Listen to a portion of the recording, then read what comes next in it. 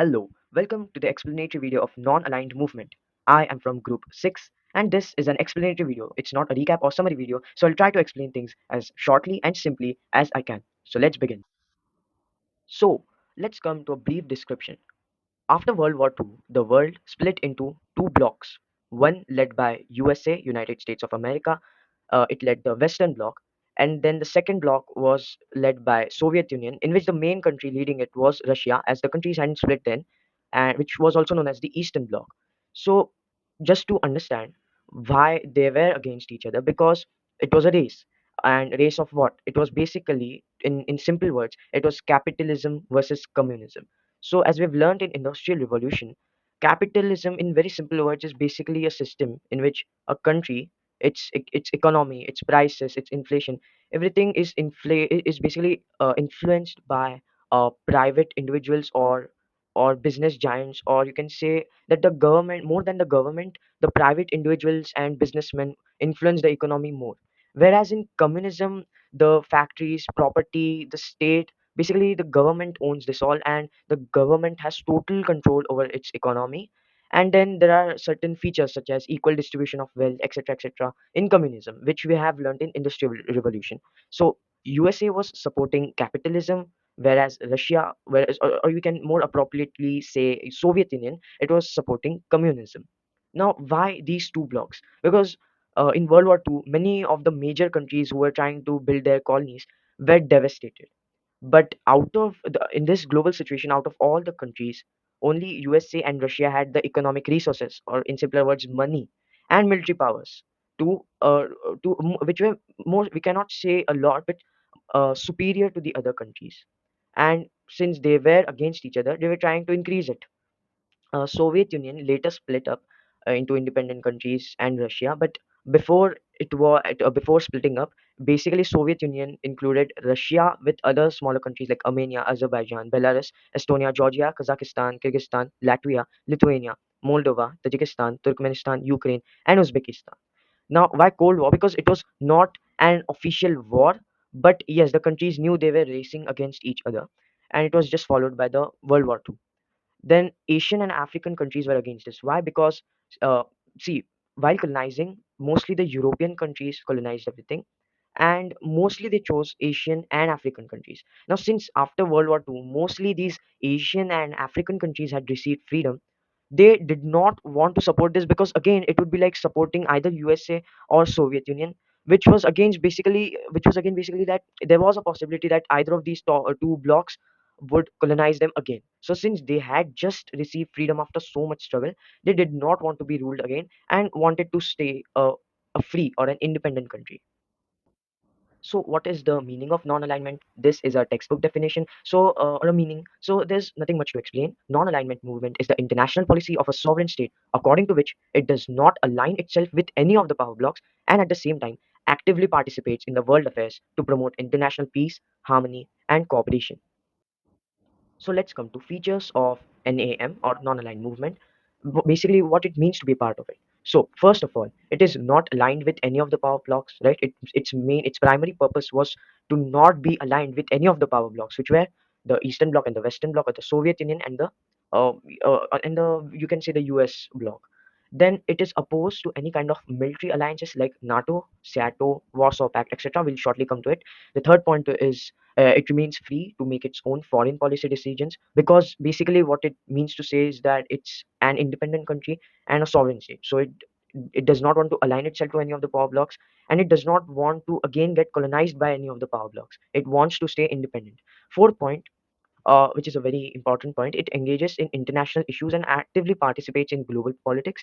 Non-aligned movement is means taking action, not remaining passive. Now, what does this mean? It means that it's a very important point. It's not that we are not taking part in the race between the two power blocks, so we're not affected by it, or we're just ignoring. No, it means that we stand together against this. We don't want the two power blocks to race against each other, and we want global peace and unity. And it does not mean remaining passive. No, it's not that we are afraid or we are weak to participate in it. It basically means we stand as a third opinion, an opinion independent of the block's opinion. So Fifth point is it evaluates issues fairly and supports everyone's right to freedom and justice, because again, same thing, it does not want any one country or a certain number of countries to take all decisions. It wants all the members to have equal rights and equal share to share their opinions and take decisions. So second point, NATO, Seattle, Warsaw Pact. This is not in question, but just for explanatory purposes, NATO, its full form is North Atlantic Treaty Organization. It was, in shorter words, basically it was a treaty by USA against Soviet Union in 1949. It united all the Western hemisphere of the. It tried to unite as many Western countries as possible to fight against Soviet Union. As I said, it was a race between the two blocks, so they were trying their best to have an upper hand against each other. Then Seattle, which was basically a Southeast Asian Treaty Organization, if I'm not wrong. It was to prevent the spread. Yes, so this is interesting. It was to prevent the spread of communism in Southeast Asia. But the countries leading it were US, France, Great Britain, New Zealand, Australia, and Philippines, Thailand, and Pakistan, which were Southeast Asian. But US, France, Great Britain. Now, again, this was a clever move by these countries. This organization was not actually a treaty organization. They were trying to prevent the spread of communism. Why? Simple logic. Because they were supporting capitalism. They did not want the Russians to influence the Soviet Union to influence these countries and follow communism. So this was just to show that it's a treaty piece. But honestly, the intentions were just to promote capitalism, which they were supporting, and prevent Soviet Union from promoting communism in these countries. So it wasn't actually a very peaceful treaty organization. Then Warsaw Pact, which was a counter like kind of act against the NATO, but let's just read it. It was in response to West Germany joining NATO and Soviet Union's fear of strengthened NATO in 1955. See, NATO in 1949 and Warsaw Pact in 1955. Why? Because West Germany joined NATO, and West Germany was kind of part of Europe, and now and the Soviet Union was trying as hard as possible to basically control all the Eastern Europe. So because Germany was a powerful country, so since West Germany joined NATO, they were fearing that NATO might be strengthened. So it was, like I said, it was just a race. And yes, even this you can relate it to the present conditions. The infamous Ukraine and Russia war.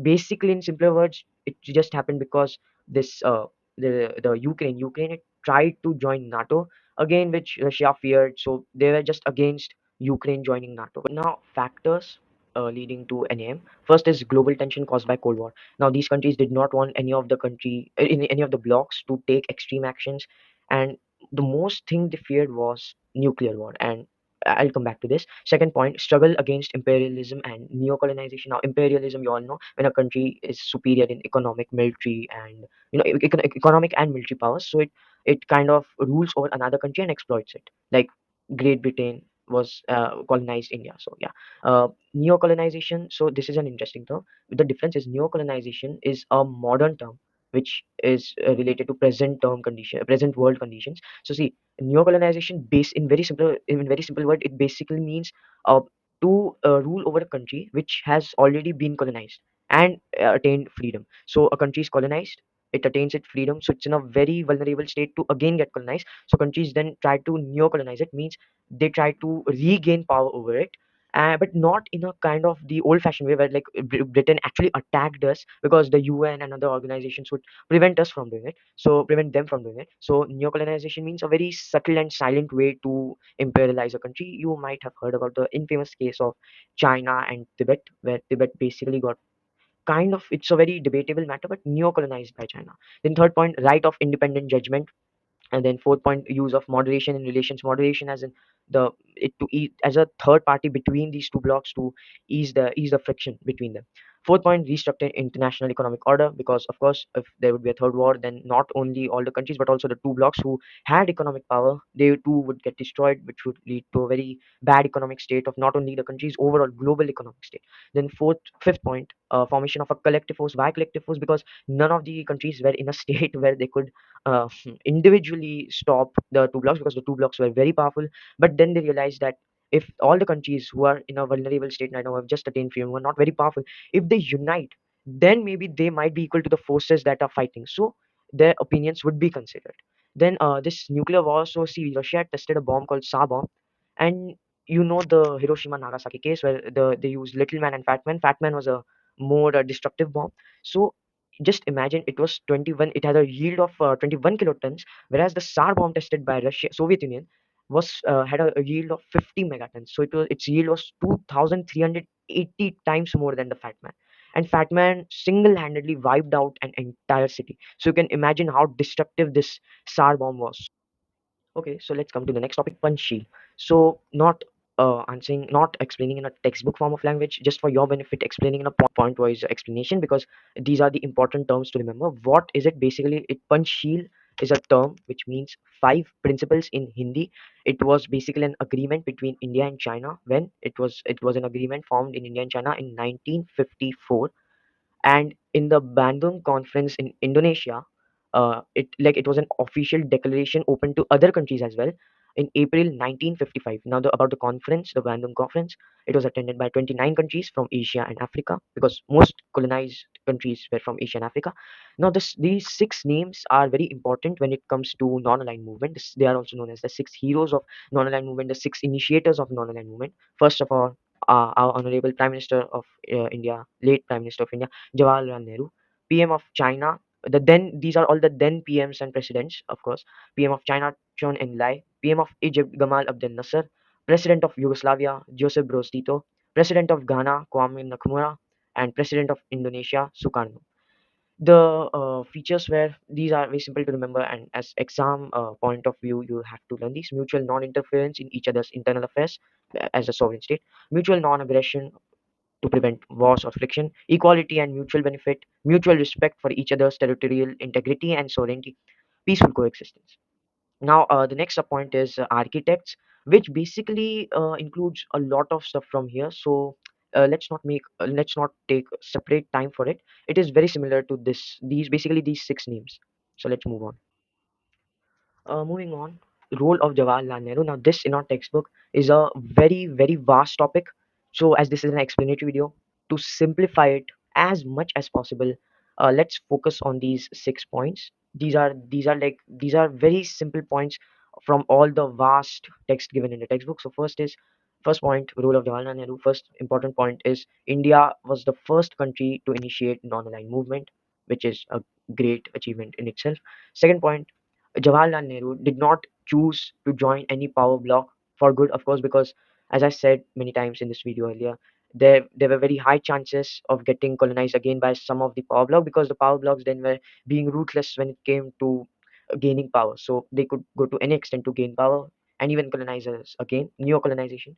Then third point, mutual respect for territorial integrity. Again, because India, though it was equal for all, but still India had kind of an India, China, all these countries kind of had an upper hand in the movement because they were leading it. But he did not take its advantage and respected territorial integrity. And he also demanded others to respect each other's territorial integrity and end this territorial expansion once and for all. And of course, an important point, it was not an organization, it was a movement.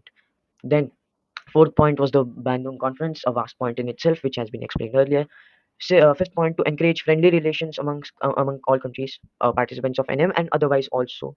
And sixth point, as I explained earlier, oppose NATO, SEATO, Warsaw Pact, and all these military organizations which were just being formed to gain power. The last topic was role of Jawaharlal Nehru. It's a very important and very vast point. So I this is just an explanatory video. So just try to understand it as much as you can, and the important points try to learn them from the textbook. I just explained it in a very very short and simple points. So let's move on to achievements of NAM. So it's been almost 5 decades now, and from in 1961 there were 25 countries participating in NAM.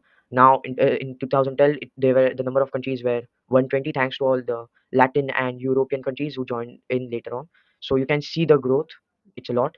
Then let's come to the main points of which are basically helpful in exam. So let's first point. NAM helped ease tensions between the power blocs, contributing to the end of Cold War. These are very simple points, so no need to explain, I guess. Second point, NAM opposed the arms race during Cold War, the nuclear race. Third point, NAM supported international peace, justice, and freedom, of course. Fourth point, NAM advocated for a new international economic order, NIEO, this term is important, based on economic cooperation and justice. The first UN Conference on Trade and Development, UNCTAD, in 1964 was a result of NAM's effort. And the last point, NAM made developed countries realize that deprivation of the Third World War would negatively impact the global economy, including their own stability. So It was basically they were harming the others and themselves as well. So let's move on to the next topic, the last subtopic, which is future of NAM. So first point, NAM aims for international peace and independent foreign policies, just like it did when it was just started. Second point, political relevance has diminished, but neocolonization makes it relevant as many small countries face economic sovereignty challenges from institutions like World Bank, IMF, and WTO. NAM has counteract these influences and prevent US dominance. This should be counteracted, sorry. So basically, since the past few years, NAM, you can say NAM has become kind of irrelevant because, as the third point said, it did struggle during the Iran Iraq war, Soviet invasion of Afghanistan, US led invasion of Iraq. It did stand up, but it was not that effective. So, but you cannot say that it's completely irrelevant because the term neocolonization makes it relevant, as neocolonization still happens today, though powerful countries don't actually declare that they are going to colonize a country, but they are slowly trying to. What's this all race about? The economic race. It's basically all the countries trying to gain power as much as they can so that they have influence over other countries. So these all tactics of the powerful countries are basically form of neocolonization. So it's basically, you can say it's kind of relevant, and yet that's why it's still going on. It's not, NAM is not over, it has not ceased to exist, it still exists. So you can, it's a shady topic, so you can say it partly exists and is effective, though some points related to colonization and all, which does not happen in today's world, are irrelevant. Thank you.